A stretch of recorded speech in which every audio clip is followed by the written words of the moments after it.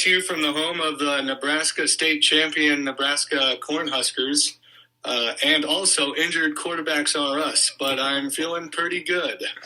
We got rival talk going here, and I guess I'm still doing the introductions. Do you care to elaborate on that, Christian? Well, I mean, I think regardless of what happens the rest of the season, you have to just do the introductions from now on because that's definitely better than anything I've ever come up with. So, yeah, I think you're just officially taking everything from me now. So you might as well take over the channel at this point. I've been a great addition to this channel, no doubt. I've probably gotten us tens of subscribers. Yep, definitely, and tens of viewers as well. So. Oh yeah. But yep, another week, another. Basically lost for me because you just continue to pull away.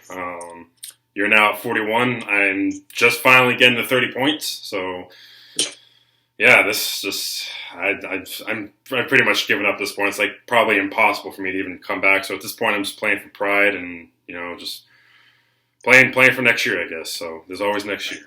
I'm pretty used to saying that. So this would if. Even though I have no chance of actually beating you this year, if it happens somehow by a miracle that I beat you, that would be 3 in a row and 3-0, correct? Yep, and I guess at that point I'm just going to have to totally change the whole landscape of the show probably. So, I mean, you've already done it once. You've changed the scoring, so I can only imagine what next year will bring. I guess we'll see. Maybe I have something in store. It will be what it will be. Exactly. Perfect. All right, well, we got week 14 coming up, so, just like a month or so left of the season. Some news this week, Von Miller, as of today, I heard that he is officially out for the season, even through the playoffs, so that kind of sucks. That's a big blow for Buffalo and their defense. I guess because they say he tore his ACL, and I thought at the beginning they thought it wasn't. Yeah, so it wasn't a full tear, but I guess they still had to do the surgery on it that requires it to be the rest of the season, so... That's what the thing was. Like, I don't think it was full tear, but I guess he still needed the surgery to repair it, and that's where he's out. All right, that's too bad. Yeah, so I feel like they'll be fine because, I mean, their offense is unstoppable almost. Yeah. But that is a big blow to the defense, though. So for sure. Also, too bad the 49ers weren't able to pick this guy up, but Baker going to LA Rams. I know how bad you wanted him, so I'm sorry about that. I would have taken him as depth, I guess, but I think he's very terrible, and I didn't really care to have him. Let's just say that. Yeah, so who had Baker Mayfield playing quarterback for the LA Rams on their bingo card this year? So. Yeah, as the fourth quarterback that has started for them as well. What a shame. Yeah, it's not much different in San Fran, though, I guess. Well, we'll get there. Yeah. And then, of course, there was a big sort of controversial debut this past week. Deshaun Watson, I'd say he looked rather stiff in his return this past week. So yeah, he was definitely very stiff, and he just seemed like he might have needed a massage to loosen up. He just couldn't loosen up and didn't. I mean, sure. I guess the Browns got a happy ending with the way the game ended, but it wasn't. Man. It wasn't because of Watson. I heard he's a big Penix fan, so maybe he still had his game on that, or his mind on that Washington game, or that Washington not making the Pac-12 championship. Well, on this note, this now became a not appropriate for kids episode, so I'll be sure to mark that. Yes. Yeah, we'll get to that Penix and UW stuff later, of course, but. Yeah, so that's really all the news I've got, unless, Marcus, you have anything to share? No, I can't think of anything else. Nope. All right, well, let's talk about those, I heard, what do they call it, the Levi's curse of the Niners or something like that? Because there is some sort of curse on the Niners. It's unbelievable. It's the only, as you may know, people may know, Jimmy Garoppolo broke his foot. There is slightly better news out today where it is possible he could return in like the second round of the playoffs, but if they make it, I'm honest. Yeah, if they even make it, and honestly, I'm not banking on that. For one, if we actually do make it to the second round of the playoffs, I assume that Brock Purdy is playing all right, and I don't know if you make the switch at that point with a guy who hasn't, with Garoppolo who hasn't played in that long and is on a slightly injured foot. I don't know if that's even a something you can do at that point. But, yeah, Garoppolo did break his foot, and he's probably out for the year. I'm not quite sure. But it's just there is one decent thing about having a quarterback that's not very good and that the rest of your team carries. It's like when stuff like this happens, you do feel like you can maybe overcome it, but I'm not exactly sure. I don't know what to think about Brock. I will say, just real quick, as an outsider, because I remember hearing a lot of good things about him in like the preseason training camp. I honestly, this is going to be spicy, probably for me to say, but I'm worried about it because I think you guys might be a little bit better now with Purdy there at quarterback, and I think he's going to be pretty. I think he's going to be decent. I think he's going to be pretty good. Pretty good or what? Yeah. So this will also, you already labeled it not safe for work, but during the 49ers game after Garoppolo got hurt and when Purdy threw a touchdown, I yelled out at the bar that I was Brock hard. So there you go. Sorry for that. I apologize to all the viewer. This is a spicy episode.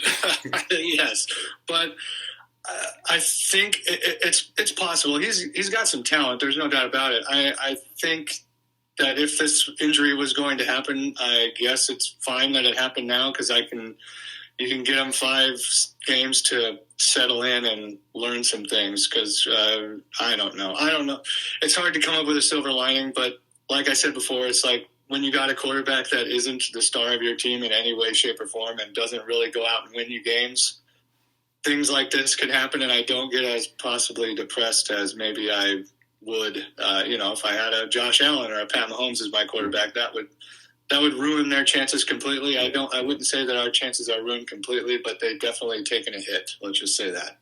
I kind of feel like this has the makings of the next Tom Brady story. So Mr. Irrelevant. Yeah, well, and that's who we're playing this week. So I guess that's what a story, huh? So.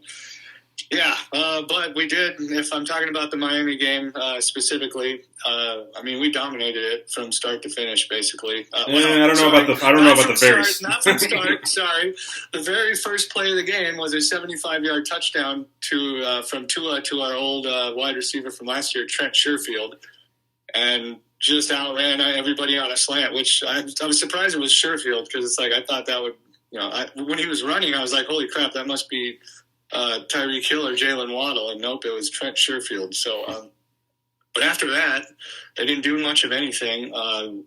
We completely stifled their run game, which our ex-running back, Raheem Mostert, was talking some smack on Twitter before the week before the game, saying that their talent is spooky and they're going to show some things in this game, and basically saying that the team that he's on now is better than the team he was on before. And we kind of put a little end to that nonsense. But and then also the teacher beat the student. Of course, Shanahan beats Mike McDaniel, which I love seeing him again. I miss Mike McDaniel every day. I will support him in his endeavors in Miami for sure. But I'm glad to have taken that win. And like I said, not start to finish, but from almost start to finish, we basically dominated that game in every aspect. So, besides the injury to Garoppolo, couldn't have asked for a better game. And yeah, I guess we want me to roll into the Tampa Bay game a little bit. I don't know. Single Tom wins another game in the last seconds. Hey, hold on. Actually, there's a rumor he's not single anymore already. So. Really? Who? I haven't delved too much into this, but I just saw it earlier on Twitter. I'm not entirely sure, but there's a rumor that he's already seeing someone else. So, do we know who it is? Another model, I think, but Oh, that is just a shame. Okay, well, I don't know if it's true, but not married Tom. Then let's just. He's at least not in a committed long-term relationship. So he wins another game at the end in the final seconds. What's new? Yeah, but they didn't look good the entire game. So, I will say our defense could probably handle the Buccaneers' offense. It's going to be a case of will we allow them to have the ball at the end of the game to try and win it, or will Brock Purdy make too many mistakes to not even allow us to be in the game, I guess. That would be my main concern with Purdy going forward, is not his abilities to make throws or run the offense or even run the ball. He's actually pretty athletic as well. It will be if he's going to make those back-breaking mistakes that, say, Jimmy Garoppolo used to make in the past. another thing. It's just like I was thinking I was after the injury. I was thinking Jimmy Garoppolo couldn't have possibly played worse in the playoffs last year, and we got to the NFC Championship game. Like, they were some of the worst stats, not of just a playoff quarterback ever, but of a quarterback ever. He did literally nothing in those playoffs. In fact, he hurt us, and we still got to. And the you NFC were a drop game. interception away from the Super Bowl. Absolutely, and that's with a quarterback doing literally nothing, and in fact doing negative things. And so it's just another thing where it's like, yeah, maybe it does suck to lose him, because I do like the guy and he knows the offense front and back. I really like the guy, I should say that. I wouldn't mind having him back again next year. But it's just one of those things where it's like, I got to think on the positives. All we need is a guy to just run the offense, technically. Shanahan's an elite schemer of wide receivers to get them open, and the quarterbacks make easy throws, and we do the rest. So that's my number one key in the game, I guess, if I'm going that route, is Purdy needs to just run the offense, manage the game, not make mistakes, and every once in a while make a throw. Like, I know one specific throw last week that really impressed me was on a 3rd down, and I believe 14, I think. Kind of a pivotal point in the game. Like, they look like they just scored a touchdown, and we get the ball back. Looked like we were going to go 3 and out, and Purdy gets nailed by the interior rush and delivers just a strike over the middle as he's getting hit to George Kittle for the 1st down. And basically we didn't look back after that. I think that was pretty much it. Mm-hmm. Once we got that 1st down, we ended up scoring again, and I don't even know if they scored again after that. So I did see him make some throws. His 2 touchdowns were not quote-unquote good throws. It's just Shanahan scheming juice open. And, man, I don't even remember who Juwan Jennings, maybe. I cannot remember who the 1st or the 2nd touchdown was, too, weirdly enough. But, wow, some fan. But, yeah, and his interception really wasn't anything either. That was basically a punt that we were just throwing the ball up. So he did have a good game, and I'm going to need him to do that again, and especially not make the big back-breaking mistakes. And then my second key would be we're going to have to create some turnovers. And I know that's not easy against Tom Brady, but he's pretty much an elite non-interception thrower. But we're going to have to get the ball a couple more times than them, I think, win the turnover battle, just because I don't think our offense is going to operate on all cylinders with a rookie quarterback, so we're going to need some extra opportunities. So we're in the turnover battle. And then number 3 would be I'm going to need the star players, skill position players to do their thing. That's going to be George Kittle, Christian McCaffrey, Deebo Samuel, Brandon Ayuk. They're going to need to get those easy passes from Brock, and then they're going to have to make individual efforts. They're going to have to be on their game the rest of the year, including the potential playoffs if we even make it. So my 3 keys would be... No worries, man. No worries. Yeah, no worries, man. No worries. Yeah. But, so my 3 keys would be Brock Purdy not making mistakes, back-breaking mistakes at the very least, skill position players doing their thing, and what did I say the second one as well? Oh, winning the turnover battle. Those 3. That's what I got. All right. Well, for the Seahawks, all I'd say is freaking finally got the Rams monkey off our back. I don't care that it was basically a JV C-team squad. It's still the Rams, and freaking Bobby Wagner, as you know, all of us out here predicted back when we released him and he signed with the Rams, just dominated us. Honestly, it's Bobby Wagner that kept him in that game, I feel like, honestly. Although there was the interception he had, which is just... who the hell knows what a catch is anymore in the NFL? Like, it's getting ridiculous again at this point. I don't pretend to know anymore. Yeah, but it is what it is. No love lost for Bobby. I love Bobby.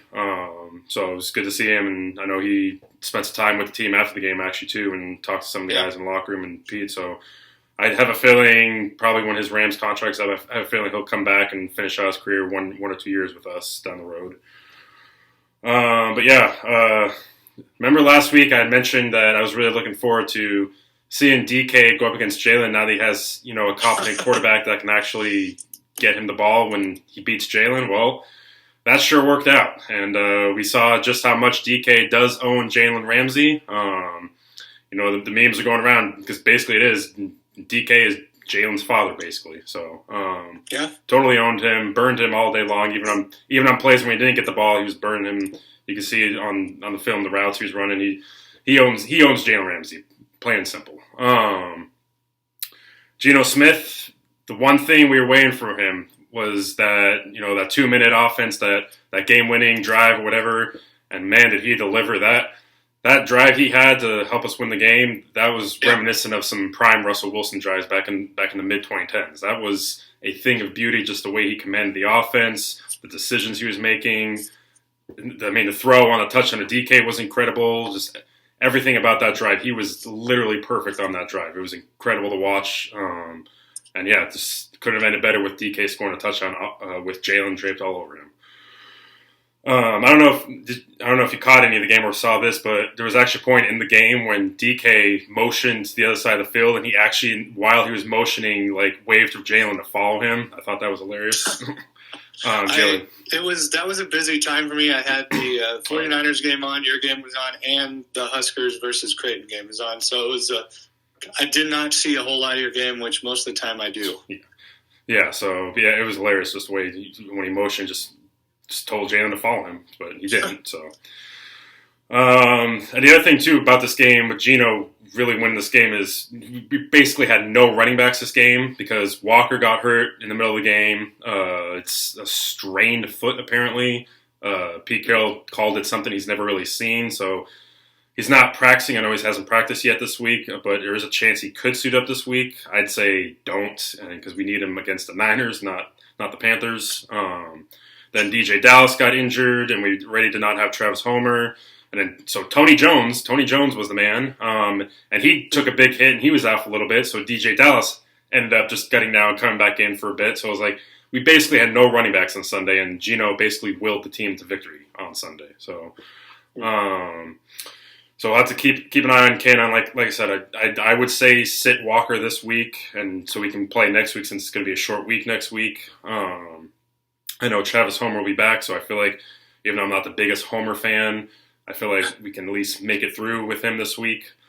Then got to mention Tariq Woolen set the Seahawks franchise rookie record for most interceptions with his 6th interception. Had a couple incredible pass breakups too on plays that he really closed down.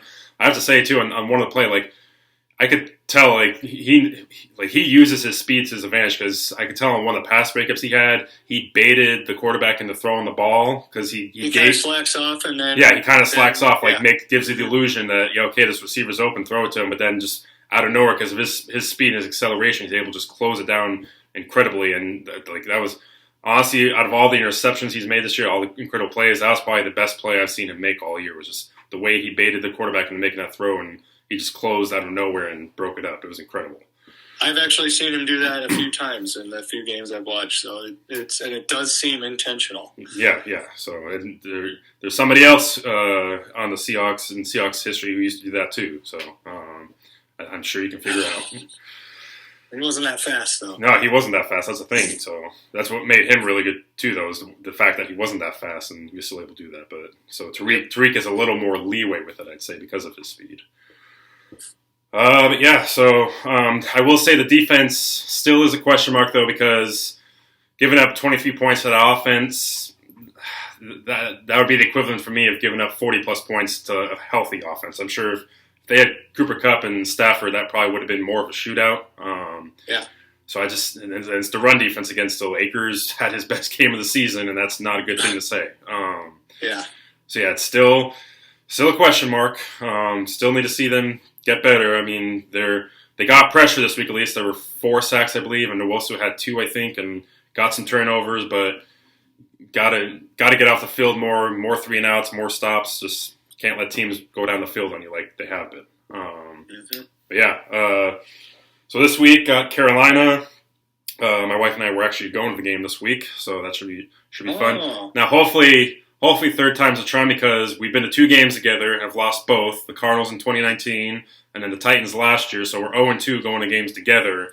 So hopefully third time is a charm this year and we win this game. We better win this game. So they're pretty terrible, so I can't imagine that even your bad luck. I know I will say I think the Panthers are slightly better than people give them credit for because they have a pretty good defense. So that is true. Yeah, so it's not going to be a cakewalk this week. So, but yeah, my keys for this week. Number one is stay healthy. Kind of run into some injuries over the last couple of weeks. I know Ryan Neal, he played last week, but he went out with an injury. So don't know about him again this week. I believe Jonathan Abram is going to make his debut this week against the Panthers. So stay healthy, and hopefully we'll see what happens with K9 and the rest of our running backs. My second key, make Darnold uncomfortable. It's pretty well known, Sam sees ghosts if you make him uncomfortable. So just get that pressure there. You build off last week. Can't have what we had against the Raiders where we had like little to no pressure. We got to get to Darnold, got to have some sacks and get him out of the pocket and just make him make hasty decisions because that's when he'll start turning the ball over. And then key number 3, feed the tight ends. We kind of went back to the offense I was working with the tight ends last week. I'd like to see a little more of it because I feel like this offense really runs as the well-oiled machine that it can be when we're really getting the tight ends incorporated. That's all 3 of them, Parkinson, Disley, and Fant. Fant had a nice touchdown last week. So just keep feeding those tight ends and keep them involved in the game. And I feel like that really helps keep the defense off balance too when they have to account for all 3 of those tight ends when they're on the field in that package. And that also helps the run game too. So it really helps kind of disguise some things and help set the defense off balance too. Yep. So like I said, stay healthy, make Darnold uncomfortable, and feed those tight ends. Those are my keys for this week. Like I said, this isn't going to be a cakewalk. I'm not expecting this game to be a for sure easy win, but I am expecting it to be a win. So we have to win this game. Cannot drop a game like this, like we did with the Raiders a couple weeks ago. Have to win this one, considering what's coming up next week. So. Yep. Yeah. So. Quick Pooch Picks update then. Those of you who don't know, the weeks 14 through 18 video was uploaded, and we have our debut of Jack. So if you haven't already, go check that out. He did make some questionable picks, I said. He is the only one who picked the Seahawks next week, though, so that was good. But he definitely has some questionable picks otherwise. So we'll see, though. Maybe he knows more than us. So he might. But yeah, so Drake won last week, so... Henry, had a little streak there, but, he decided to go with the Rams last week. Yeah, that was dumb. So Henry's at the bottom of 5-8. He can only afford to lose one more, I think, right? You said 8-9, or was it 9-8? I did. I said he has to get to at least 8-9. So. All right, so he has to go 3-1 the rest of the way. So we'll see if he can do it. I think he's got a pretty decent pick this week. He's picking Miami, so we'll see if that works out. Then Diogenes in second at 8-5, picking the Chargers. And then we got Drake at 9-4 picking the Dolphins. And then Jack, 0-0, obviously. We're going to give him his test run here, picking the Chargers this week. So, all right. Yep, so we'll see what happens. It would be hilarious if Jack goes 5-0 and Henry loses out and Jack finishes with the same amount of wins. Yeah, just hilarious. All right, well, that brings us to the main event, so let's get our picks going here. So we'll start off with our locks. So our locks are the same and the same exact points, so go ahead, you say yours. Yeah, well, I'm going Cowboys over Texans by 17. So I think we're a little bit different on the points, but whatever. Well, I'll just say Cowboys by 17 as well, so Cowboys by 17. Right. So there you go. Really spicy and different over here. Yeah, very spicy. I looked at all of them. There was one other one I kind of liked, but I didn't. Yeah, too bad you got no Commanders this week. Yeah, I was not able to add them in unless you. Oh wait, they got a bye week. No wonder. Yep. Okay. Yep. There we go. I see what you did. The streak ends. Yep, probably. All right, upset pick. Upset, I got the Pittsburgh Steelers over the Baltimore Ravens by 2. Yeah, another cheap French upset pick here. Yeah, well, it's still. I don't know if I would really qualify this as true upset, but Oh man, what do you mean? You see how good the Steelers. I don't care about the Ravens are without Lamar Jackson, and the Steelers have been playing really good lately. So well, it's also in Baltimore, and they're favored by like 5.5. I would be picking Pittsburgh too. I was giving you this random game because this was going to be the original random game for you because I thought you picked Baltimore because I do think the Steelers are going to win. So what a shame. Yep, what a shame. All right, my upset this week, I got the Detroit Lions, upstart Detroit Lions over the Minnesota Vikings by 2. Nice. That was, I believe that was my upset, like whenever they played earlier on in the season. Yeah, I think it was. So I swear. All right, random game this week. So since I had to make a last-minute audible here, yelling Omaha here, I'm giving you Patriots at Cardinals. Ooh, yikes. Monday Night Football. It's at Cardinals. It really doesn't matter because Cardinals suck at home. So, God, yeah, that doesn't... but the Patriots have been pretty bad lately with their offense, led by a defensive They coordinator. have. So, I'm definitely not high on the Patriots offense or the quarterback play right now. and we know how big of a Cardinals fan you are. No, I cannot stand them.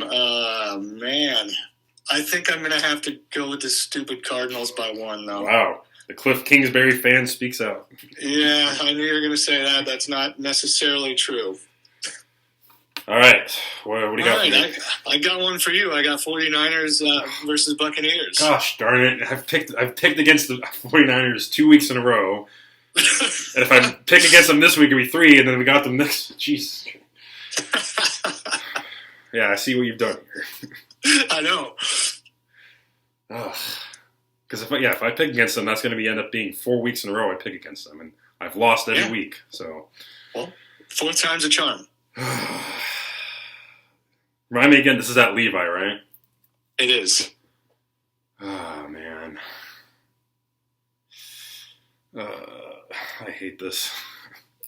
That's why I did it. Can I come back to this?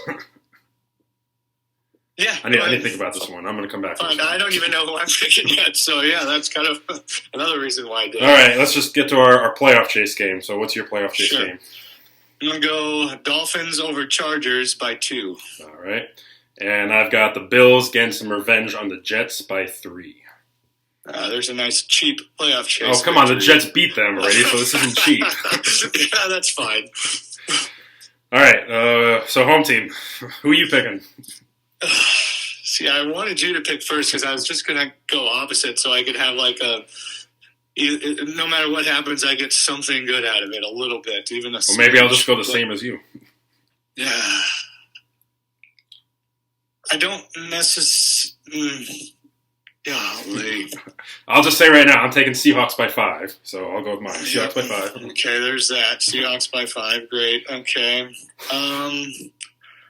Okay, you know what? I'll make it easy for you. I'm going Buccaneers by 1. Okay, fine. Then I'll go 49ers by 1. All right.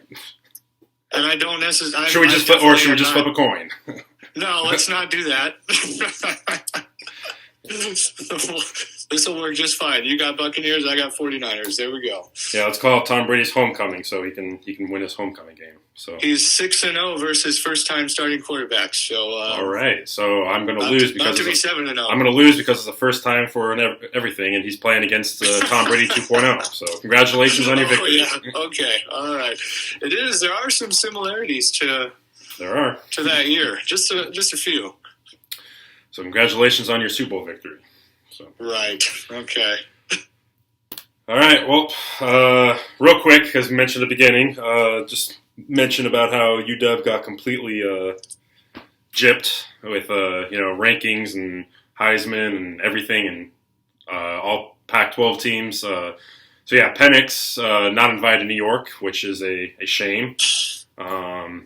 Because what's Georgia's quarterback Stetson? I get Stetson Bennett because he's on the best team, but my God, he shouldn't be there. No, Stetson Bennett should not be there. That's just yeah.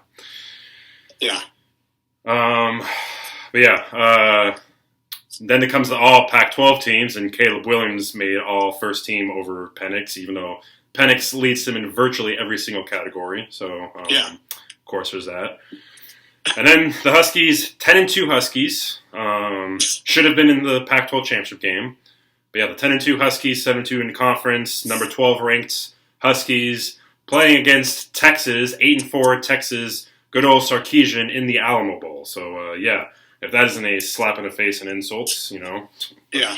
It is what it is. The best news here, though, this week is that Michael Penix is coming back. So the Penix will return, and we'll have a whole other year. Got more. That means we're going to be super exciting again next year. Yeah, with all our jokes. We're going to be very excited with our Penix next year. So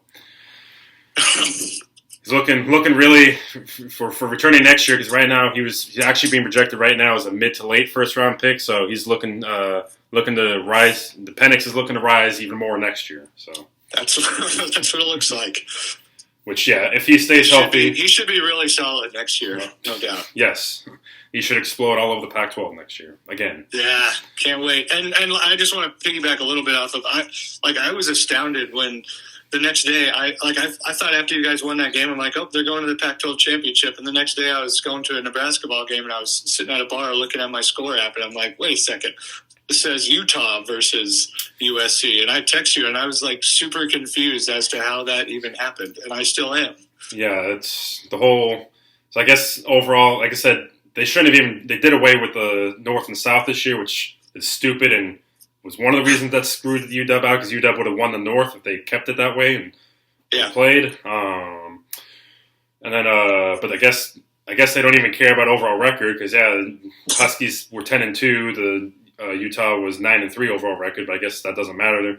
What they went off because it was a 3-way tie based on conference record. Oregon, UW, and Utah were 7-2 together. UW did not play Utah, but they beat Oregon, and Utah lost to Oregon, but somehow Utah wins the tiebreaker.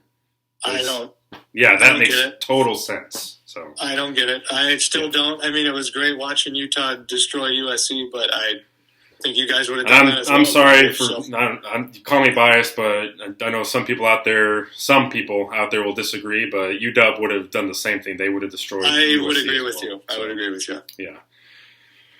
But it is what it is. Penix return next year is great, especially with the incoming class they're going to have, and then the defense getting more experienced and older because this was young, mostly freshmen and sophomores, so coming in again next year with Penix returning, this team... They legitimately could be a college football playoff team next year if everything goes right and everyone stays healthy. So I could see it, even though Tom doesn't agree. I wasn't going to mention him, but you snuck him in there. So did we mention him last week? I don't know. We might have broken it last week. I don't remember anymore. Yeah, but it is what it is. So it is. Well, we'll see if Nebraska ball out there can keep their hot start going.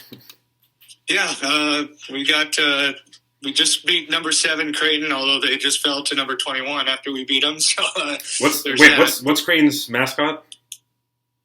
The Blue Jay. So you've had some good success against Blue Jay teams this year. Oh yeah, I sure have. I didn't even really put 2 and 2 together on that one, but yes, the Mariners had a nice little escapade against the Blue Jays, and now the Huskers, and we are the Huskers. That is, are very bad against Creighton. So especially on the road, I believe the last time we beat them was in the NIT, which we played an NIT game at Creighton. I swear it was like 2003. I was there, and it was crazy. But that might be I think that's the last time we beat Creighton in Omaha. So. Needless to say, I was not expecting a victory, and we just dominated them. We won by 10. Yeah. So are you going to be ranked then? I know they go weekly with. No, we won't be ranked just yet. We still got some work to do. We're 5-3, so we didn't start out very well because one of our best players missed the first 5 games of the year, and we've kind of been on a tear. Actually, he's not one of our best players. He is our best player. His name's Derek Walker, and he missed the first 5 games of the year, and ever since he's came back, we've been on a tear. And now we got 2 top 10 matchups ahead of us. We go tonight in about 40 minutes or 30 minutes is at Indiana, and then on Saturday it's at home against Purdue. So we got some opportunities. Yeah, I'd say if you win at least one of those 2 games, you should be ranked. I would say if we go 1-1, we could be dangerously close to the top 25. Yes. All right, well, I guess we'll enjoy this week because next week is going to be a rival talk for the ages. So it really is. There's a very good chance. The NFC West lead. Really, the next 2 weeks are going to be rival talks for the ages because getting ready for that one and then the posts of that one. So that's true. Very true. We got some spicy times ahead of us. We sure do. So here comes the airplane. That's Mr. Unlimited. All right. Well, enjoy this week before Hate Week begins next week. So I will. Best of luck. I hope you guys lose and we win, so it can be same records heading in. So yeah, that'd be great. It sure would. It would drive ratings up. We would get more subscribers. We would get tens of more subscribers. So. Yeah, it could be 10s plus one. I'm gonna have to put a billboard up for next week's Rival Talks. It'll be the biggest one ever. Yeah. Well, I'm gonna have you go ahead and do that in your town because I feel like there's just more subscribers in that area than here. Nobody's gonna know what's going on if there's one in this town. What a shame. You got to start advertising more. That's true. Maybe I do. All right. Well, you take care and best of luck to your team this week, and we'll see how things play out heading into next week. Then let's go. You better say your thing. Let's fly or whatever. You just want to take out my outros now too. Just want to take everything. Just rip away everything. I mean, you want to take the outros now too, huh? All right. Might as well because you've pulled away an insurmountable lead now. So, but it's not. 11 points is nothing. This is the comeback for the ages, and it's going to just going to kill me. That's all there is to it. I won't be able to financially recover from this. Well, it is what it is. Oh, speaking of financial recover, good luck in your matchup this week for the marbles to go to the playoffs in fantasy football. So yeah, I almost forgot about that. It's me versus one of our friends, Josh, for the last playoff spot, and my team. It was a flex too. It was a flex into that. So yeah, well, God. Oh, did you do that? Is that really what it was? Yeah, we said we were going to do that. If it came down to you and him, the last week is going to be flex for you two to play each other. So that's pretty interesting. I had no idea, but I like that. That's a fine idea. Yeah. In fact, that should be more like thought of. That should be more of a thing that happens more often in fantasy leagues, especially at the very end of the year. Like, you're actually complimenting my fantasy league then. I guess I already did it, so I can't take it back now. So I'm not so corrupt. All right. Yeah, and I'm in bye week hell, so I'm probably going to lose. But so congratulations to Josh on his victory. All right. Well, on that note, thank you for watching. Be sure to subscribe to the channel, like the video, follow me on Twitter, and Seahawks Nation, let's fly.